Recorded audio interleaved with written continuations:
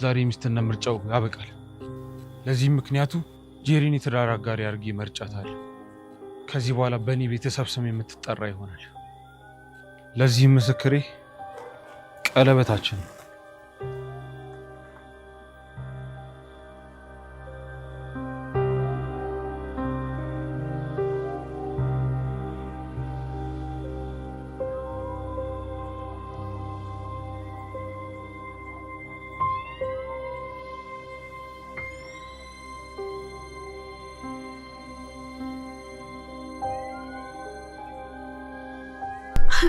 አመሰግናለሁ አቶ አምነን።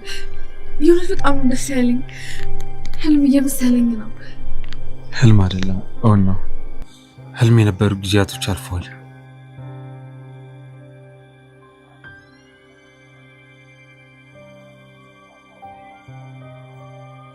የኔ ልጅ አንተ እንደዚህ ሆነ ካየው በሞትም አይቆጨኝም።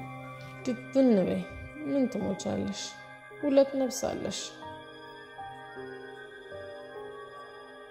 አንዱ ብትሞቺ አንዱ ትሞሻለሽ። ሞትም ቢሆንሽ ሰው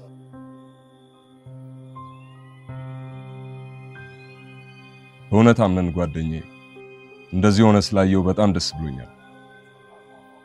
እንዴ ምንድነው ዝምታው? ወደ ቅድሙ ጨዋታችን እንመለሳ።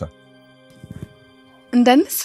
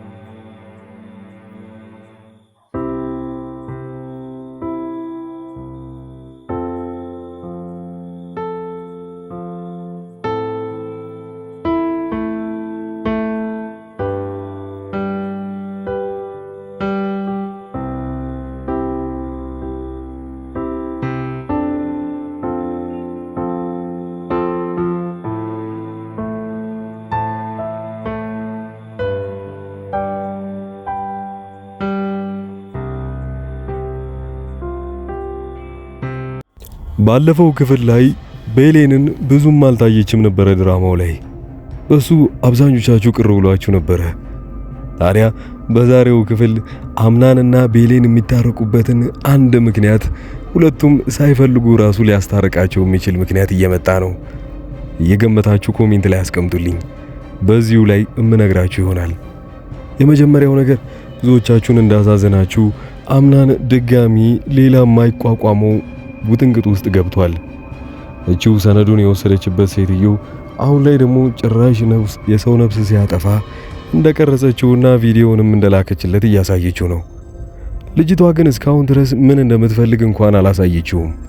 አምናንም ሰነዶቹን ለምን እንደወሰደችበት በዛ ላይ ቪዲዮውን ለምን ቀርጻ እስካሁን ድረስ እንዳስቀመጠችው ግራ ገብቶታል። በምላሹ ምን ልትጠይቀኝ ነው እያለ እየጠበቀ ነው። አምናን ግን በራሱ በጣም የተናደደው ይህ ሁሉ ነገር ሲፈጠር ቆሞ ከማየት ውጪ ምንም ነገር እንኳን ማድረግ አልቻለም። እንደሌሎቹ ግማሹን መክቶ ግማሹን መከላከል እንኳን ሳይችል እያንዳንዱ እየተደረገበት ያለውን ሴራ እያንዳንዱ በደል ይደርስበታል። ታዲያ በሌላ በኩል አብዛኞቻችሁ ደስ ያላችሁ የሜርሲ ጉዳይ ነው። ሜርሲ እስከዛሬ ድረስ ተንኮል ስትሰራና ብዙ ነገር ስታደርግ በአሁኑ ግን ሳትሸነፍ አትቀርም። የድሮ ባሏ እዛው በሯ ድረስ መጥቶላታል በእናት ዛሃራ ምክንያት። እናት ዛሃራ ለመበቀል ስትል ወይንም ደግሞ ሰዎቹ ሲደውሉ የሷን ንዴት እያዩና የሆነ ነገር እንዳደረገቻቸው ስለገባት እስቲ ቤቷ ድረስ መጥተው ያገኟትና የበደለቻቸውን ነገር እዚሁ ቤት ውስጥ ትቀበላቸው ብሎ ቤቱን ያለበትን ትናገራለች። እና ዛህራ ሆን ብላ አይደለም ይህንን ነገር ያደረገችው። ነገሩ በጣም ትንሽ ነገር ስለመሰላትና የሆነ የወሰደችባቸው ቃል ብላ ስላሰበች ነበር። ቤቷ ድረስ ከመጣ በኋላ ግን ሰውየው ለካ የገዛ ባሏ እንደሆነና ከዚህ በፊት ፍቅረኛሞች እንደነበሩም ጭምር አሳይቶ ወደዛ ቤት ውስጥ ይገባል። ሜርሲ ቆይተው ነበር የገባት። እናት ዛህራ ባደረገችው የስልክ ጥሪ መሃል ላይ ቦታውን ድረስ እንደተናገረች በጣም በሰዓቱ ብትናደድም ግን ምንም ማድረግ አልቻለችም። በር ላይ ቆሞ ሲያወራት አሁን በስልክ ያለሽበትን ቦታ ነግረሽኝ እንዴት ባሁን ረሳሽው ብሎ እየተናደደ ሲጠይቃት ስልኬን አንስተውት እንደዛ ብለው አውርተው ነው ማለት ነው ብላ እንድታስብ አድርጓታል። ሜርሲ ግን ምናልባት እናት ዛህራን ልትጎዳት ትችላለች። ጭራሽ ይባስም ብሎ ባለቤቷ አሁን 1 ሚሊዮን ብር ካልሰጠችው ጓዙንና ዕቃውን ይዘው መጥቶ እዚህ ቤት ውስጥ እንደሚኖር እያስፈራራት ነው። እዛ ቤት ውስጥ እሱ መኖሩ ለሷ ምን ጉዳት አለው?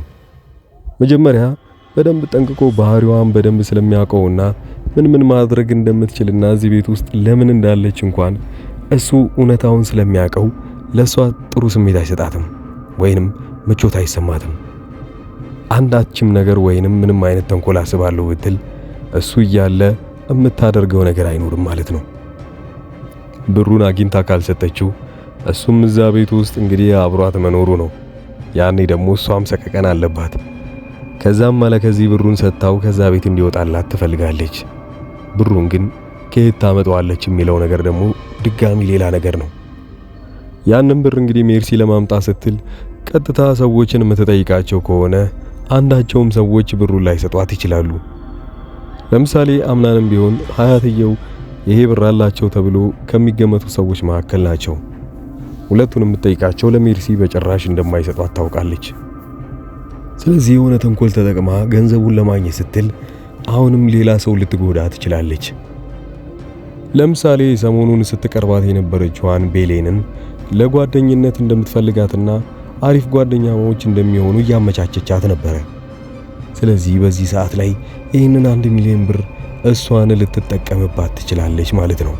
ሰሞኑን የኔ ጓደኛ ካልሆንሽና እኔም ያንቺ ጓደኛ ሆኜ የልብ ልባችንን እናወራለን፣ እንመካከራለን፣ እንተጋገዛለን እያለች ሜርሲ በደንብ አድርጋ ስታዘጋጃት ነበረ። አሁን ለ1 ሚሊዮኑ ጥያቄ ቤሌንን የምትጠይቃት በራሷ በሜርሲ እይታ ቤሌንና አምናን በጣም እንደሚዋደዱ ታውቃለች። በዛ ላይ አምናን ሊንሰፈሰፍላት የሚችለው ቤሌን ብቸኛዋ ልጅ እንደሆነችና ቤሌን የሆነ ነገር ከጠየቀችው አምናንን ሁሉንም ነገር እሺ ብሎ እንደሚቀበል ታውቃለች። ስለዚህ ለቤሌን የሆነ ጥቅም ትሰጣትና በምትኩ 1 ሚሊዮን ብር ከአምናን እንድትቀበልላት ታደርጋለች። ብቻ በዛም በዚህ ቤሌንን ካሳመነቻት ቤሌን የእውነትም አምናንም ብሩን ትጠይቀዋለች ማለት ነው። ለምሳሌ የሚወድሽ ከሆነ ያንን ብር ይሰጥሻል፣ ስለዚህ ጠይቂው ለፈተና ነው ብላ ትጠይቃታለች። ያኔ እውነት መስሏት ቤሌን አምናንን 1 ሚሊዮን ብር ስጠኝ ብላ ትጠይቀዋል ይሆናል እውነትም።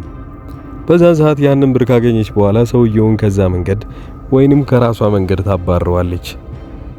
ሌላው እዛ ቤት ያወቁት ቤሌን ከሜርሲ ጋር አንድ ላይ መሆንና ከበፊቱ ጀምሮ ጓደኛሞች ያልነበሩ ነበርና አሁን ላይ ይሄ ነገር ሁለቱ ፊት ለፊት ሲታይ ሁለቱም ሰዎች እየፈሩ ነው። እናት ዛህራም ቢሆን እዛ ቤት ውስጥ ያለችው ሀያትየው። ሌላዋ የአምናን አብሮ አደግ በዚህኛው ክፍል እንደጠፋች ብዙዎቻችሁ አላስተዋላችኋትም። ነገር ግን ከድራማው እሷ ስትጠፋ አብዛኞቻችሁ ደስ እያላችሁና እንኳንም ጠፋች እያላችሁ ኮሜንት እየሰጣችሁ ነበረ። ለምን? ልጅቷ እንደውም ሌላ ነገር እያመቻቸች እንደሆነ አትርሱ።